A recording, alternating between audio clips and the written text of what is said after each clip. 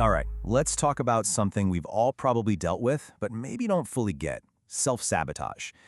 That super frustrating pattern of getting in your own way, usually right when things are about to get good. But here's the thing, it's a pattern, and any pattern can be broken. So let's dive into how you can do just that. Does this sound familiar? You are so close to hitting a big goal. Maybe it's a new job, a personal project, whatever. And then, out of nowhere, you start procrastinating, or you totally freeze up under the pressure. It's that moment where, somehow, you become your own worst enemy. Okay, let's get one thing straight right off the bat. Self-sabotage does not mean there's something wrong with you. It's not a character flaw. Our source material really frames it as a learned survival response. Think about it. These behaviors probably protected you from something in the past, like failure or judgment. The only problem is, now they're running on autopilot and actually getting in the way of what you want. So here's our game plan. First, we're going to meet this so-called inner saboteur and figure out why we get in our own way in the first place. Then we get into the good stuff, the action plan. We'll talk about how to spot the pattern, get into a practical toolkit for breaking free, and finally, look at the big mindset shift that takes you from sabotage to real, lasting success.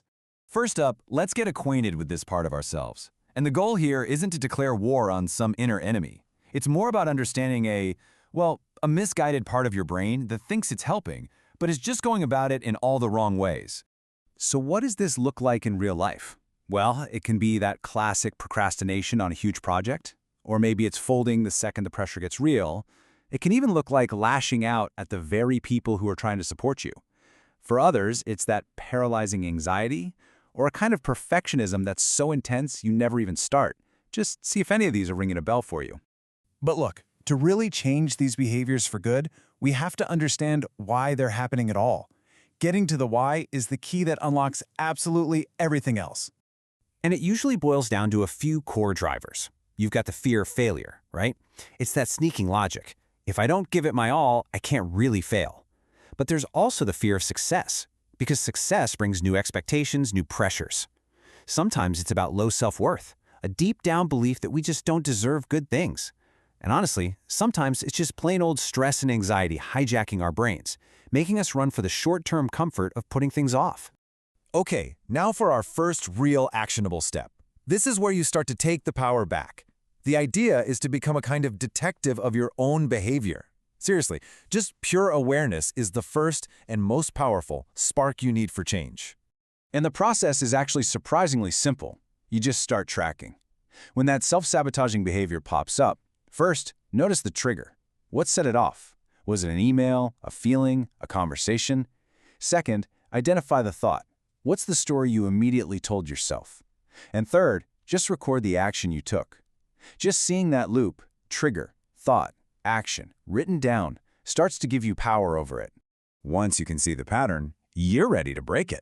So this next part is all about the practical toolkit. We're talking concrete strategies you can literally start using today to disrupt that old cycle for good. And this toolkit has 4 really essential parts. First, you've got to actively disrupt that loop we just talked about. Second, you have to reframe that inner story, that narrative. Third, you bring in some accountability to help you stay on track. And fourth, you proactively manage your stress so the cycle has less of a chance to even get started. Now, reframing your story is such a powerful tool. So instead of that default defeating story like, "Oh, I always mess this up," you challenge it with something based in reality, like, "Okay, I can learn from this and get better." This isn't about some fake toxic positivity. It's about choosing to believe a story that actually empowers you to do something instead of one that just shuts you down. This is crucial. It's all about having a pre-made plan for when a trigger hits. It's sometimes called an implementation intention, but really it's just a simple if-then plan. This quote is a perfect example. If I start to avoid a task, then I will set a 10-minute timer and just start. By creating these tiny little scripts for yourself, you make the better choice, the easier choice in that moment of stress. And look, all of these tools, the plans, the reframing, they're all part of building a support system for yourself. Self-sabotage absolutely thrives in chaos and isolation.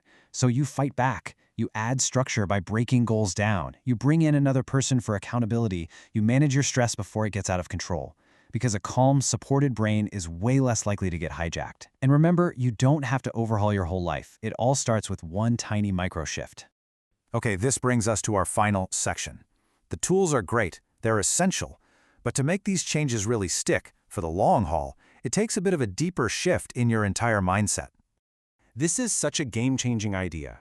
When you slip up, and you will, we all do, that old response traps you in a shame loop. You attack yourself, you hide what happened. The alternative?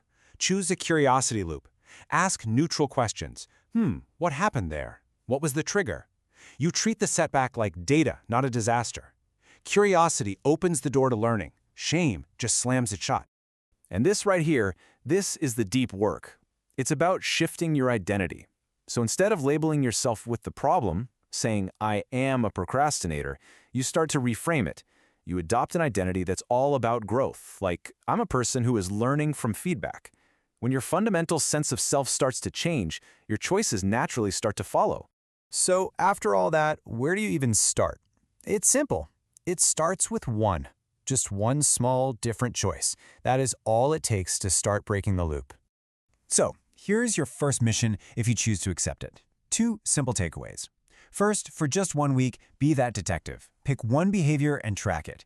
Trigger, feeling, thought, action. That's it. Second, create one single if-then plan for a moment you know is going to be tricky and tell someone about it. That's the start. That's the whole beginning right there. And we'll just leave you with this final question to think about.